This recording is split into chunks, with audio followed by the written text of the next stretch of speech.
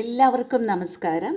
Super healthy ആയിട്ടുള്ളൊരു breakfast നമുക്ക് ഉണ്ടാക്കിയാലോ. ഈ പാലക്ക് ചീര വെച്ചിട്ട് നമുക്കൊരു ദോശ ഉണ്ടാക്കാം. എങ്ങനെ ഉണ്ടാക്കാമെന്ന് നോക്കാം. ഒരു ചീനച്ചട്ടിയിൽ കുറച്ച് നെയ്യ് ഒഴിച്ച് ഉള്ളി ഒന്ന് വഴട്ടിയെടുക്കുക.